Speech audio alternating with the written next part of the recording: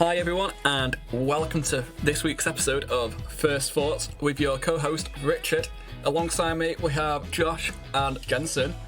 So, for all you viewers that are new to the podcast, or listeners rather, the idea of the podcast is each one of us brings a topic that we've not spent a lot of time researching, and the other two have to hypothesize about what the topic is.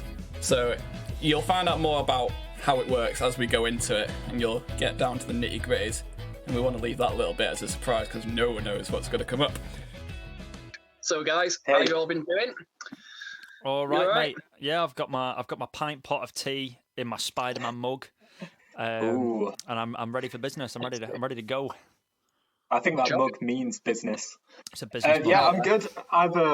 I've opted for a glass of red, so make about what you want. Flashing the bow out of him. So I've just gone for a nice cup of Rome, but with tea. Ooh. Beautiful. Yeah. Tea? What's wrong with you, lad? Beautiful. I know. I can only have one coffee a day in the morning. Oh, man. You're weaning yourself off it? I had heart palpitations this morning from it. I was like, Jesus, this is strong. It's got real at that point. So, Rich,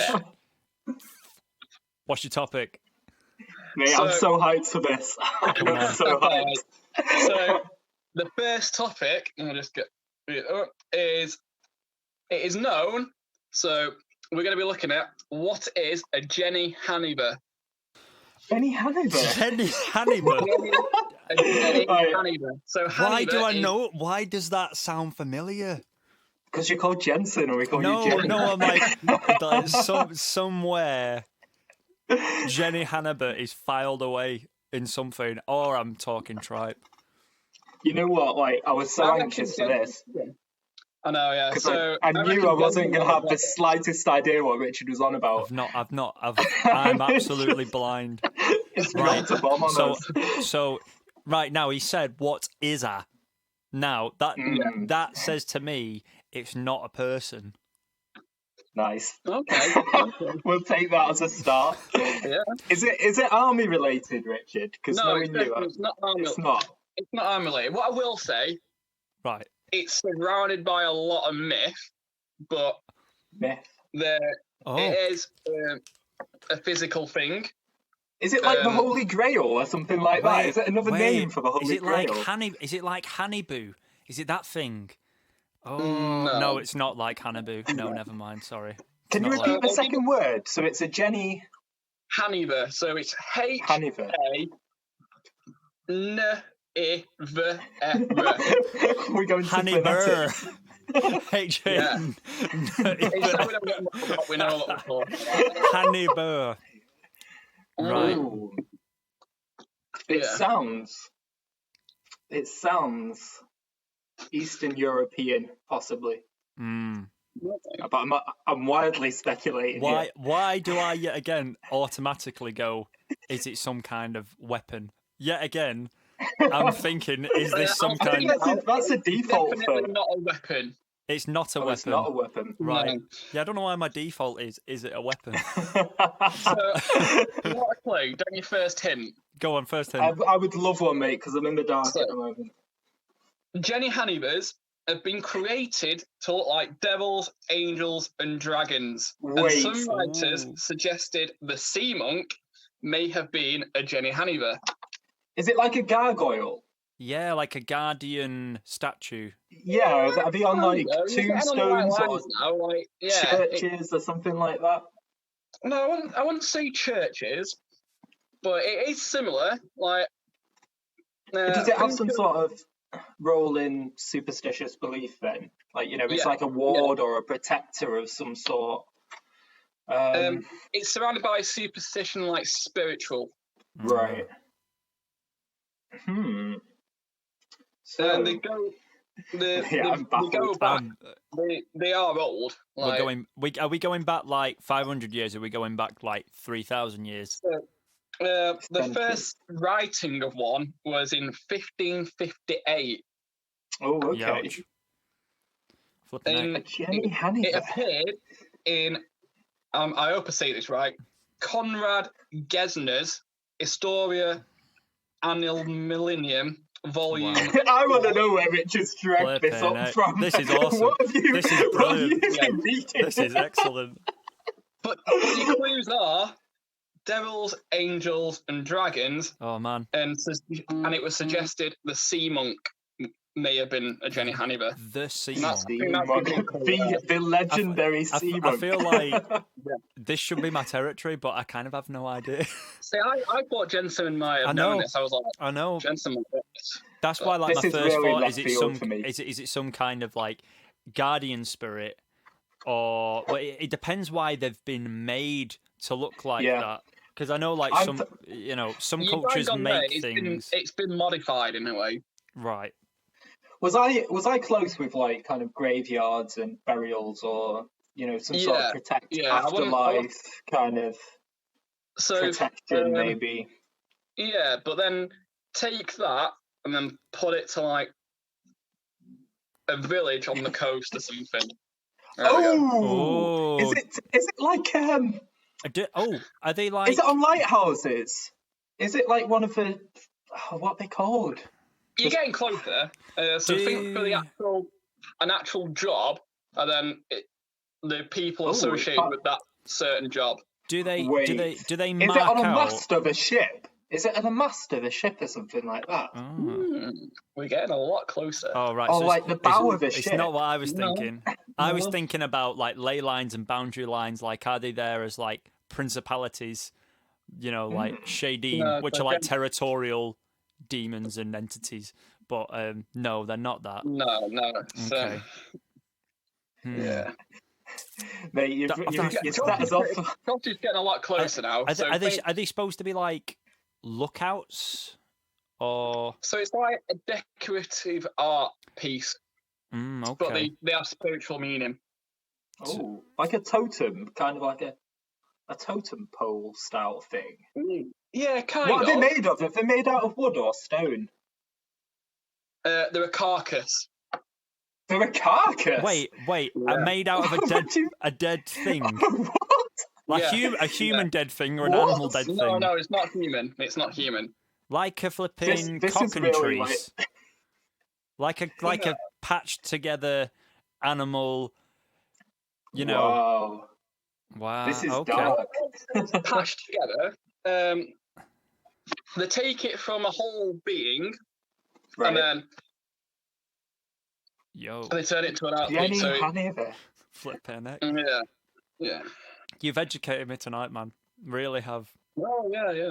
I intend to. I feel educated, but I'm also left with more questions than I've had answered at the moment. Kind of like a carcass. I'll give you the biggest hint now. Oh my days! Yeah, we should have it by now. Go on. Sea monster.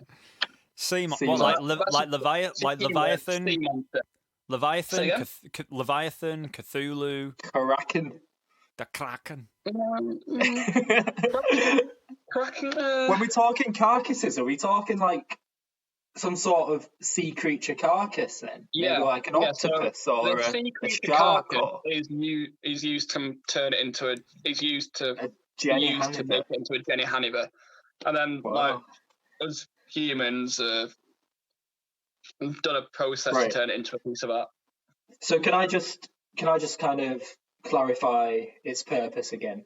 So it's it's like to ward off some sort of spirit, or it's like an omen, or it's to bring some sort of good luck. It is, it's spiritual. Not the main purpose of it. We don't really know. Okay. But it just said it was nice topic. Speculate on something which no one in history knows what the correct answer is.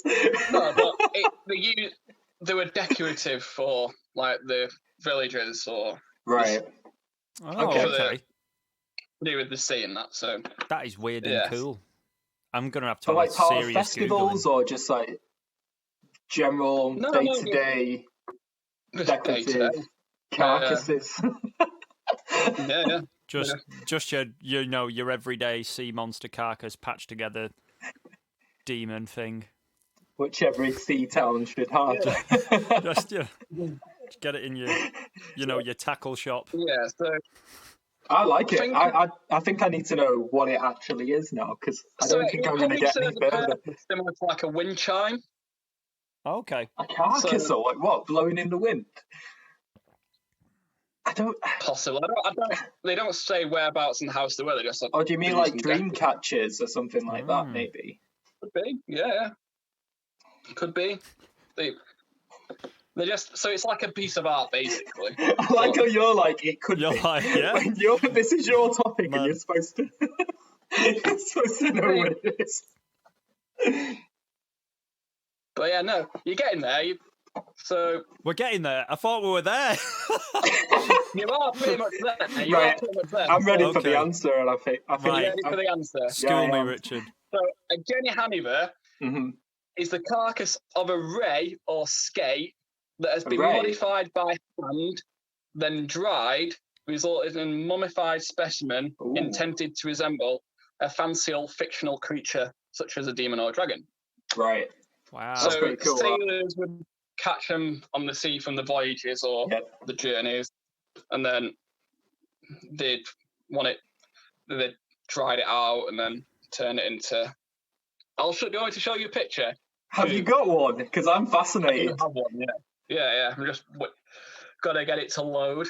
I'm gonna have a quick Google as well after this episode to find out what one of these is. So they're used as like. So it's like similar to Unshine, they're just for decorative pieces. Right.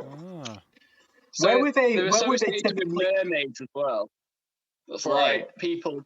The first mermaids were there's like a link between the mermaids. Oh, really? Jenny-Hani-what. Yeah. Interesting.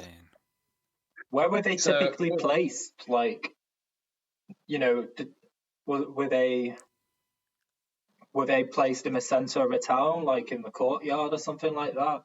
No. I want to say, okay. So sailor's house. So that is a Jenny-Hani-what. That is terrifying. Whoa, let me see this. For people who cannot see this image, I would highly recommend not Googling. What it is. Google it and then maybe rinse your eyes out. Richard, I think you've set the tone for this. You've set the tone. I like it. All right. There's the itch. There's the famous itch. The old nipple itch. Right. Well, I loved it, and I'm gonna move on swiftly to my topic now because I'm very, very excited to hear what you guys have got for this. I'm getting my notes ready. In the to throw in the catchphrase for this podcast, I would like your first thoughts on. You didn't like that? I would like your first thoughts on what you think the coldest object is on Earth. The coldest object on Earth. Coldest object. Oh my! And I was fascinated when I found this out, mate. So we're talking in terms of Kelvin here, on like the Kelvin scale. Yeah. So I'll set the scene for you. We've got absolute zero, which is 0 Kelvin. So that's the coldest anything could possibly be. And that in Celsius is minus 273 degrees Celsius or minus 459 degrees Fahrenheit.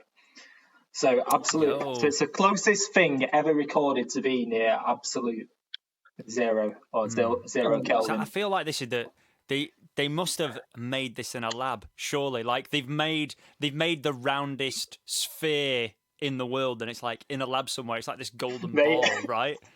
How are you so good at this? And I had no idea about Jenny-Hani-what. or Point Nemo. I had no idea about those. My first thought was going to be like a metal that's like put in like I don't know. What is it? Nitrous, is it? Or yeah, like liquid nitrogen. Liquid nitrogen. Yeah. So right. So on QI, they have the buzzers when it goes off when they say like a key phrase. I was ready for liquid nitrogen. Right. But I know it's not liquid nitrogen because I'm just going to drop some facts because I'm kind of into this. So absolute zero or 0 Kelvin was minus 273 degrees Celsius, right? Yeah. And liquid nitrogen is minus 210 degrees Celsius, so it's not the coldest thing. It's close. No, yeah. It's close Jensen, to the coldest thing.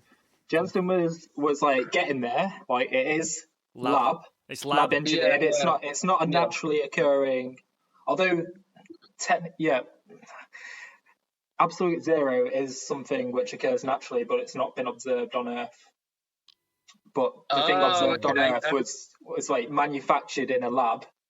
Yeah. And then Jensen was like, "Is it some sort of spear?" And like, he's really close to that as well. So it's like a genuinely. Actually, I've heard something about it. A cube of something. Right, it's a cube of something, which has been manufactured in the lab. Right, a cube of something. Right, so. Right, okay. Oh God, I'm stumped here tonight. Now. See. I mean, obviously, it's basically. I mean, I'd like to say it's a solid, a liquid, or a gas, but there's like various states in between, isn't there? Exactly. Like, I'm thinking it's got to be like it's going to be something to do with like a solid. It is a solid. It's a cube, so it's got to be. It's a solid. That's a good point, Richard. Right. That is a good point, actually. What? Yeah. He said it's a cube, so it must be a solid. Which is but I'm like, but I mean, I see, but you never know. But it could be a liquid stored in a cube. It's like a cube. Okay, so cube of a solid. Now I'm like, I feel like the obvious thing is to go, it's a metal. It is a metal. I was thinking that. I was thinking, is it a metal? It is a metal. It is. If you can tell me what metal it is, I will draw the line there and then tell you the facts, and we'll move on to the next one. It's going to be like I feel like it's going to be like an alloy. Or a composite of two metals. It's not going to be one raw material. So my metal knowledge is telling me that it is an alloy, but I might be spreading misinformation there. So we've got like scandium, vanadium. Are you on Google there, mate? No, I'm not. It's like listing the periodic table to us. Yeah. So, does tritanium exist? Is that a real thing? It should. That should be named after you. Tritanium alloy. I genuinely think that's off Star Trek. Is titanium one of the metals in it? No. So it's a commonly occurring metal. Right. So it's got. I reckon it's You'll find this metal in your house. You'll find it in your house. Right. So I'm thinking it's a non-reactive metal. Probably maybe a conductor like gold or copper. I was thinking copper then. So copper is the correct answer. Hey. Oh, yeah. Okay. So I'm gonna give you a couple of facts now. Right. So it's a cubic meter of copper. It's a lot. Right? Which weighs about 400 kilograms. So that in pounds is 880 pounds. Yeah. It's been chilled to 6 millikelvins, so 6 thousandths of a degree above absolute zero, which is insane language. Yeah. So it's chilled in a cryostat, which took 10 years to develop. Wow. So this is some research institute in Italy which had developed this cryostat to chill this copper down to almost absolute zero. And the purpose of it is they want to observe neutrinoless double beta decay.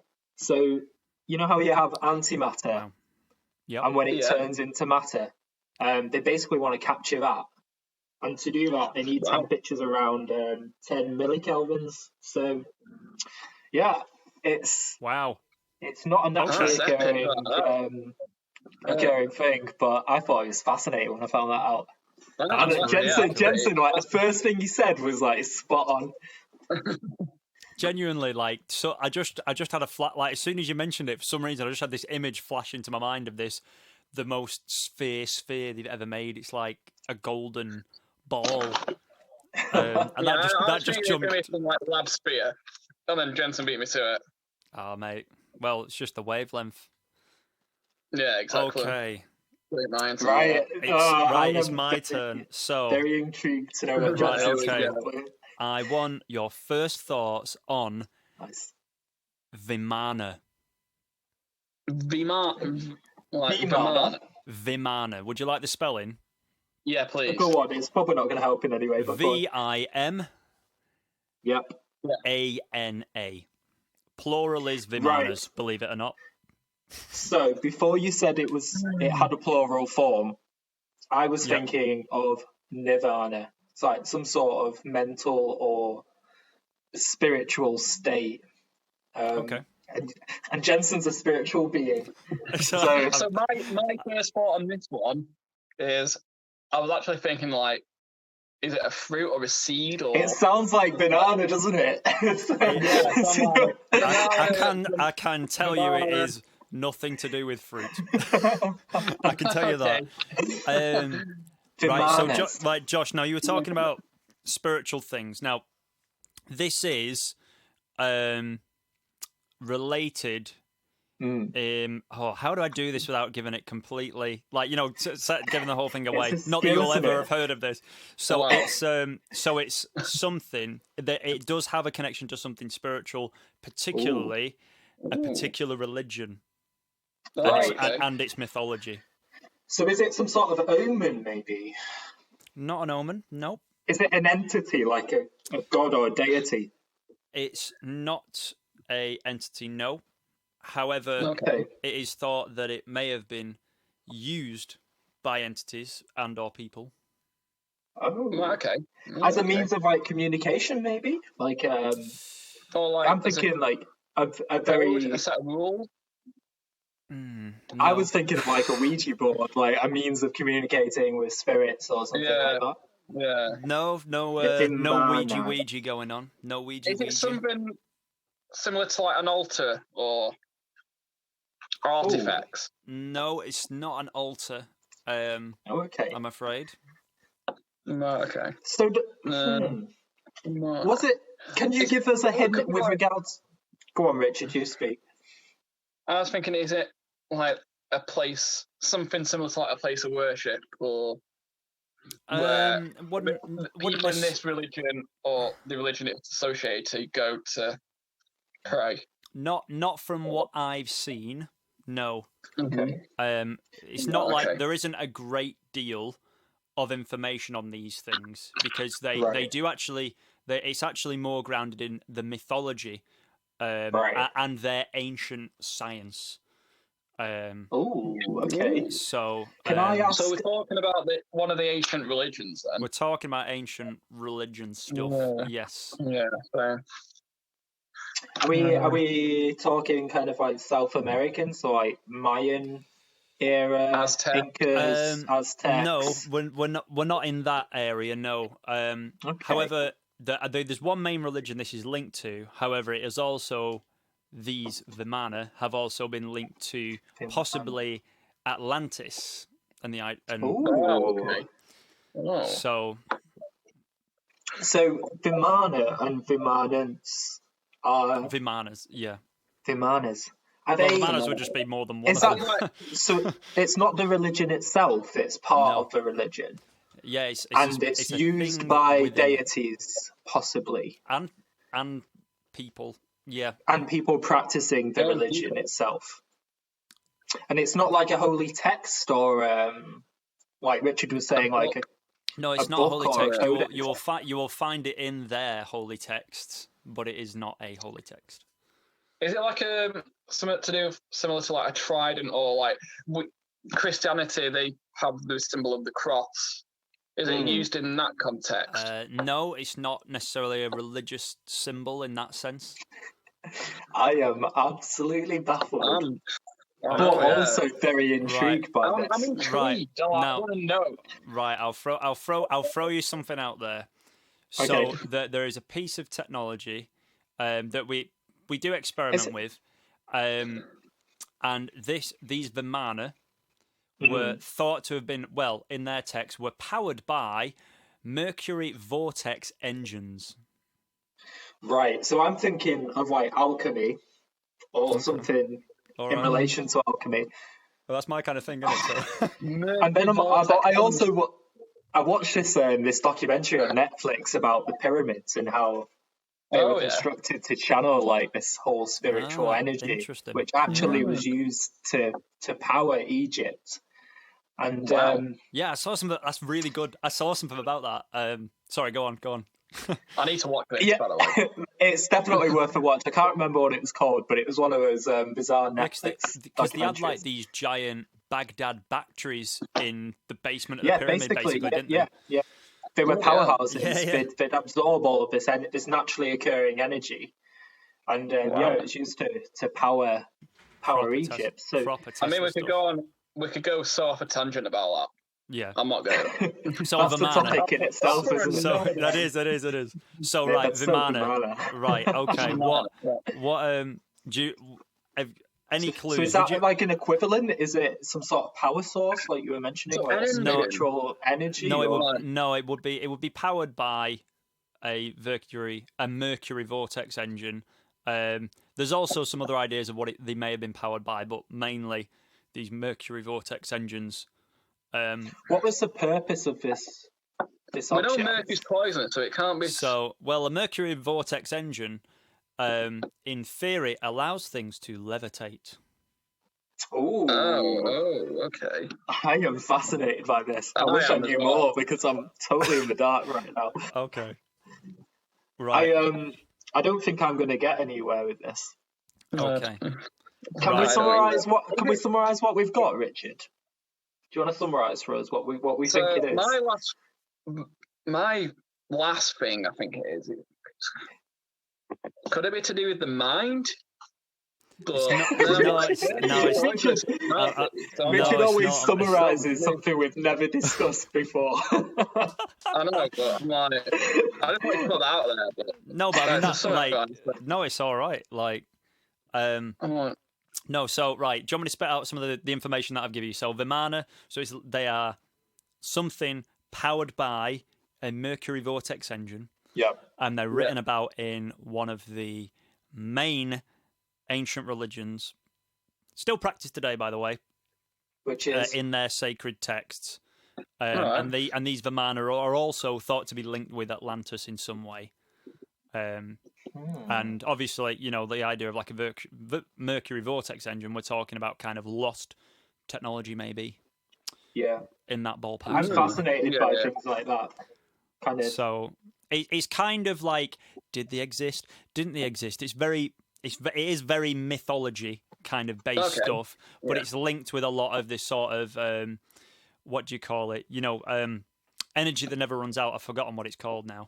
It's like eternal, I guess, maybe. Yeah, I've completely forgotten the term now.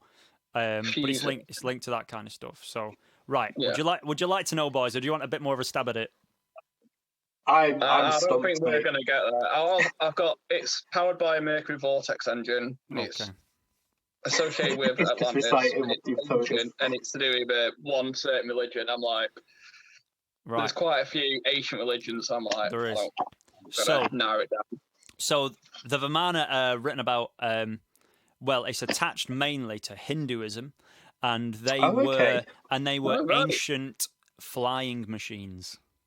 Wow. Yeah. So, certainly, that's why I say mythology, because it's kind of like we don't know if they do. There's a lot of people obviously out there who are fighting for the fact that they did exist, and obviously it plugs in a little bit to the whole ancient UFO stuff a little bit. And there's pictures in, like, if you look at a lot of like old paintings, there's like interesting little objects in the sky and all that kind of stuff, and that's part of the Vimana breadcrumb trail. So it's part of this whole thing of these ancient flying machines, and they were thought to, they might have been war machines. They're in different kinds of things. Sometimes they had throne rooms in them. They had a throne, and I think so we're talking like it's a grand scale flying machine. You know what? I will try and share. I'll share my screen with you. Where are we? Desktop 1. Right now, share. Can you see my desktop? I can now, yes. Right, okay. I can now, yeah. So Vimana, here, this is the kind of thing. So really weird. So it's literally like a spaceship, just isn't it? giant flipping weird machines. So Wow. yeah, kind got you. of kind of weird stuff, but they took all kinds of different shapes. Like this is the popular shape, the sort of pyramid thing, which interestingly looks very much like what was called Haniver, which is why I jumped to that before, which was I think that was Hitler's UFO that was the conspiracy is about. Oh yeah. Wow. So like, because obviously Hitler was like a let's not go into that on this podcast. Yeah, we won't go there. But he was into some weird stuff basically, and and I like right, how do I picture Stonehenge there as well. So how do I stop sharing my screen now? I've totally forgotten. Stop sharing. So yeah, ancient. So this has raised more questions than it's answered for me. Yeah. So ancient mythological technology flying machine, and they took various different forms, but basically had the ability to defy gravity in their writings. And interestingly, a lot of the kind of the Hindu based buildings now, well, that have been around a while now, take that shape. Interestingly, I was going to say something like that because, like, they're looking at the shape of that. Like, you look at like the Aztecs; they've got a similar shape, but it's more square. And then you look at the pyramids, and you're like, it's all got it's all connected. The ziggurat. I'm going to look into that a little bit. Yeah, but but that's another topic. I mean, we could talk years. That's episode 102. That one. So tune in. Yeah. So my first question then, regarding that is. Oh gosh, go on. Surely we'd find some sort of remains or evidence that these things existed. So you're talking about lost technology, for example. Yeah. But we do have ruins for things like pyramids, and that's how we know that they exist. So, what is the reference to these? Is it in their spiritual texts, for example? Most of it, most of it is spiritual texts and kind of on the ancient UFO breadcrumb trail, is really where it is. So it's all like pictures in Egyptian text, and obviously it's a lot of stuff in the Hindu text and Sanskrit text. It's like myth and legend at the minute. It is myth and legend, yeah. It's like what sort of era are we talking? Like when was this? Oh gosh, I mean, if we're talking, you say ancient, but I mean, if we're talking about the original, is it like pre-Christ or? It would be pre-Christ, yeah. I mean, the Vedic. Well, I mean, the Vedic text, which is the main, from what I'm aware of, the main part of the Hindu texts, go way back, and the Vedic texts are kind of thought to have been written by, put together, or inspired by an ancient civilization, much like Atlantis, who kind of had it all put together. And that's why a lot of their music and everything and their meditative practices is all about trying to sort of plug back into a lot of that old stuff and and plugging in and resonating with that stuff. And the Vedic texts help them connect with that. In my understanding, I may have butchered that, but that's kind of... I had quite an interest in this kind of stuff a while back. I was going to say, that's not something you just like stumble upon and like randomly. Do you remember the website Stumble Upon? Yes, I love that. I know that's still going. Yeah, that's actually. I'm going to start using that, I think, as well, again. That was guys, I really enjoyed this episode today. That was a really good one. I'm hyped. I'm even more hyped because I want to look at stuff. I want to look at the Vimanas and... I want to look. That's what you want, though. You want a topic which makes you want to go away and research it, don't you? And like, you want to look at Jenny-Hani-what, and you're like... I want to look at Jenny-Hani-what because I'm interested. I kind of do, but I don't at the same time. Like the weird spiritual stuff always interests me. So, is it normal spelling of Jenny, like Jenny? Yeah. J-E. Yeah, I might have to have a little Google later. Let's have a look. So it's like sailors and like fishermen from like the 1500s to like, I don't know when they stopped sighting them, but flipping heck, they're ugly, mate. They're do we have preserved ones of these like we still have in existence? I looked on. So no, I put my app away, but there's one being sold for like $12,000, I think, something like that, $1,200 or something like that. So are they in like museums, for example? Yeah, you can go to a museum. Because there's the probably one in like the National History Museum. I was going to say the Pitts Rivers Museum in Oxford has got some fully bizarre things in there. Because they're like the mummified in essence, so they're preserved, they're varnished, so they're not going to disintegrate. That's true, yeah. Nice. Guys, that was a great episode. That was good. I enjoyed that. Yes. You know what my worry is with these? They're gonna peak. They're gonna peak because they're so fascinating at the moment. It's gonna be like, we're gonna want to one up each episode now. I don't know if it's going to be possible. My next topic is just in no way related to this one. Just totally curveball it. So guys, you've got to stick around for the next one because who knows what's going to come up. I don't know if I can wait another week. I know. But yeah, I can't. Shall we sign off then, lads? Yeah, let's sign it off. Yeah. So, cheers for listening, guys, and you've been listening to First Thoughts. Wait. We need. Wait. So, what? We need a title for this episode. Oh yeah, we've got 2 minutes to decide. Go on. I say Vimana. What about merging the two? So like Vimana, Haniver. Is that just more confusing than it could possibly be? Because someone's going to go on a wild goose chase trying to find out what that is. If they don't listen to the episode, they'll assume that's a real thing. I'll take that because they're like, what's the Vimana Haniver? I want to know that. That's pretty dope. Nice, we've just created a monster there, I think. A flying carcass. A flying, dried carcass that looks like a demon. Beautiful. Yeah. Alright, that's settled then. Alright, until next time then, lads.